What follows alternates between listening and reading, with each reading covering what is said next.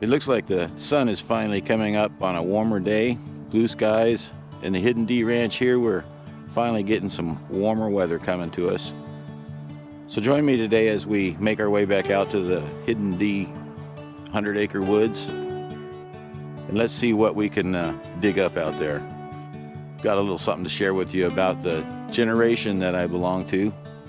One that comes from 2 different centuries and how things have changed. I hope you'll join me. Let's get going.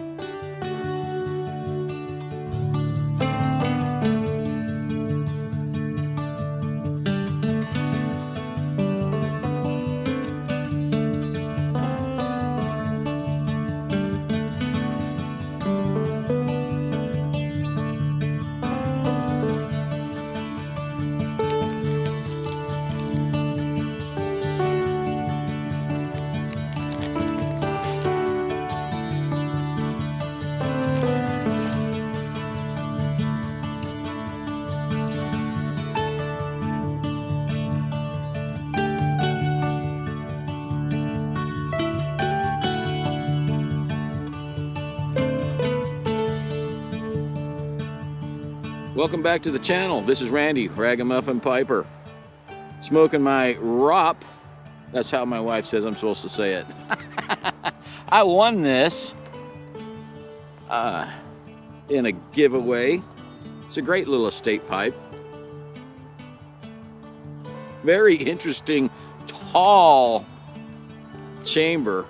It burns actually quite, as thin as it is, it burns quite cool.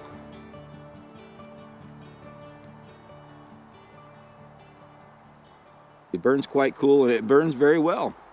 And today, thank you, Jason. He's 68 saw gunner. A friend of mine from the community here sent me a bag of some trout stream that he was, well, maybe he wasn't too enthusiastic about. So, Jason, I'm going to give it a shout and a try. We made it back out to the 100-acre woods here. The snow is still around, but it's a little less, and I think today is going to be a beautiful day. The sky is blue and temperatures are coming up a little bit. Now when I say coming up, I mean that we might actually hit 40 degrees this week. Some of you are like, that's our low. Yes, indeed. But to us, you know, 41, 42 degrees is going to feel like mid-spring. And we do need to thaw slow, because a fast thaw, that'll just be a mess.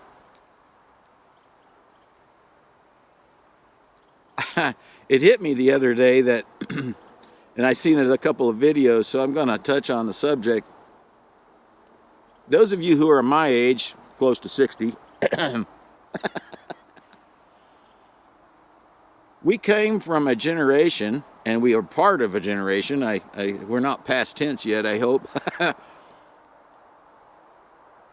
2 different centuries. Wow. Born in one century, lived through into the next century. It reminds me of my grandfather. My grandfather was born in the late 1800s and lived until the mid to late 1900s. What amount of things he saw change in his life during his lifetime. The amount of just technological and societal change, amazing. I have never looked at my own life that way until just a couple of days ago, and this morning I was starting to try to count out some of the things that had changed. Now, some of you people that are quite a bit younger than I am, you're going to be like, no way! Way! So let's get started. When I was a kid, there were only 3 TV channels. And we had a black and white television. No surround sound. Their surround sound was the TV had the show on it, and my brothers were out here commenting on it.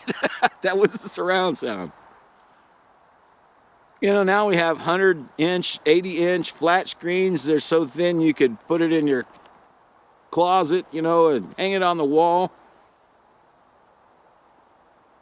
How many of you had family members where the TV was a piece of furniture? And it was pretty. Maple, look at that. They were more proud of the piece of furniture that housed the TV than the television. 3 channels. And then I think there were 4, because public television came along not too long after that. So there were 4. Public television, we didn't watch a whole lot except for Foggy Day Schedules and Sesame Street back in the day.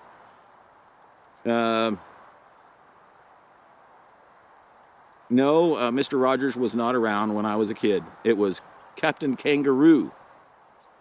There's one for you. Mr. Green Jeans.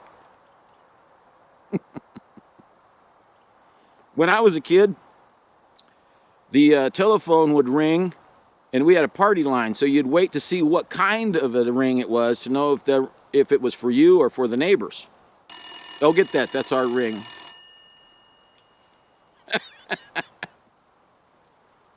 If you pick the phone up to make a phone call, you know, which was not that often, you know, might call grandma or something like that. The phone didn't ring that much. You had to pick it up and wait for the dial tone, because if you picked it up and heard people talking, then the neighbors were already using the line. And they would say, hey, we're on the phone. And you'd be like, okay, I'll wait a little bit and I'll try a little later. Okay, give us 5 minutes.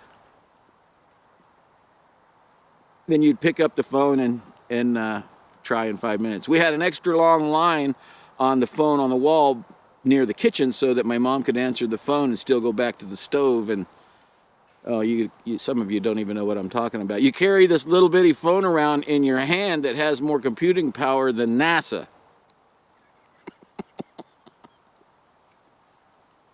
When I was a kid, we had a camera and the phone was on the wall. Now we have a camera in our phone and everybody films everything.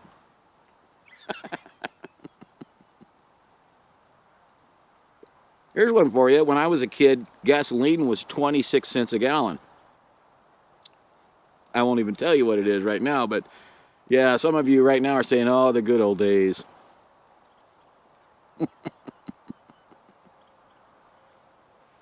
When I was a kid, cars got 5 or 6 miles to the gallon. Muscle cars, they got 5 or 6 miles to the gallon and nobody cared. Now we drive cars that are ugly and get, you know, 50 or 60 miles a gallon, or plug in the wall, and they're still ugly. Sorry. When I was a kid, you went outside and played in the yard. You didn't stare at a toy or a game console or the television and watch movies all day. We had work to get done. We had chores. When I was a kid, we had chores. Cartoons were for Saturday morning, and cereal might be Saturday morning, but it was considered a treat. While you were outside when I was a kid, if you got thirsty, you went and grabbed the hose, turned it on, and got a drink. And we had never heard of bottled water. Why would you pay for water? It comes out of the hose for free. Oh my goodness.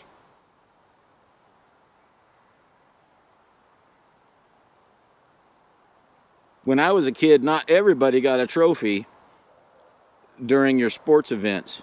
Only the winners got trophies. The participants learned how to get better or learned how to be good losers.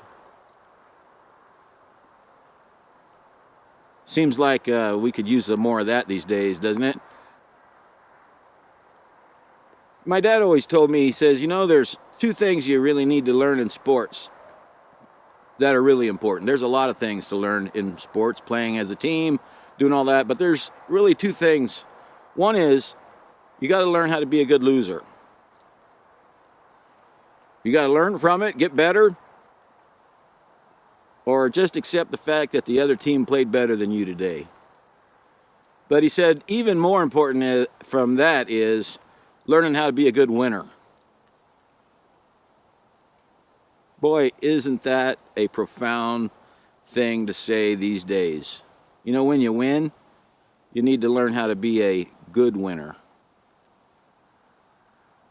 If you don't get that, you need to think about that when this video is over. Maybe just a little. I can remember when computers first came out. Our first computer we had 210 megabytes of memory.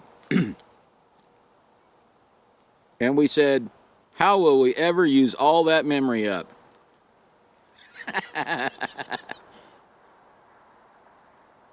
Now we have 0.5 terabyte on our phone. Which again is more memory than NASA used to put a man on the moon. Or did he? My brother built the first computer I ever saw in person, and it loaded its programs from a cassette tape. So you had to wait for the cassette tape to play. It fed the computer the program, and then we played a game which you could have probably drawn better if you had an Etch-a-Sketch. Oh, some of you just triggered. An Etch-a-Sketch? What the heck is that? That was that thing you used back when I was a kid that you could draw and make all kinds of patterns and pretty things on. That was our iPad. Only when you were done with it and you wanted to change what it looked like, you just turned it upside down and shook it, and it erased everything you had drawn. Mine was especially good at doing that when I didn't want it to.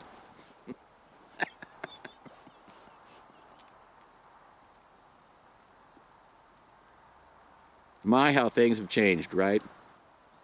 I think about the things that things have evolved over the years, and all the time that has passed, and just thought I would share a few of them with you. So here's to us, the generation that went from one century to another. Some things have been for the better. And if you've never seen the microwave video, I think I'll put that at the end. So if you want to see how my dad was introduced to a microwave, catch that video at the end of this one. Some things haven't been for the better, and I think it's up to all of us to make sure that we remind people how things were and how things have gotten better, and how we ought to appreciate the things that make life better, and how we need to moderate those things that are not making life so grand. Too much time inside, too much time in front of a TV or a video game. Moderation. I hope I triggered some memories with you today, and I hope you came up with some of your own, and I look forward to seeing them in the comments. This is going to be fun to read. So if you come up with something that is totally different now than it was when we were a kid, put it in the comments. I'm going to look forward to reading these. Because there are a whole lot I didn't say and I didn't bring up. But we're all going to enjoy the heck out of them. So write it down below. You may not comment much in a video, but this one's going to be fun. Let's share with each other just how different some things have been since we've grown up.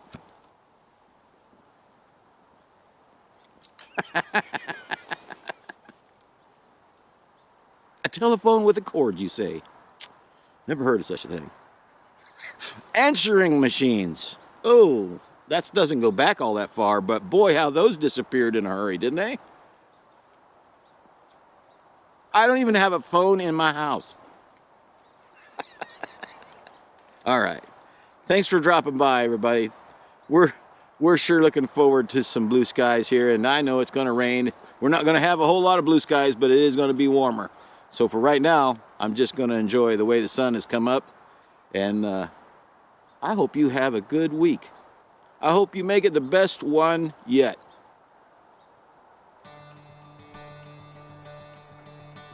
It ain't always easy, is it? But it's worth the effort every day. This is Randy, the Ragamuffin-Piper. Thanks for joining me here in the 100-acre woods. It's still got snow. I think Mr. Rabbit's door's still closed, so we ain't seeing him anytime soon.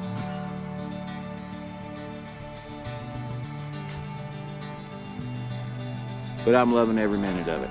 I hope you are too. We'll see you soon. Bye-bye now.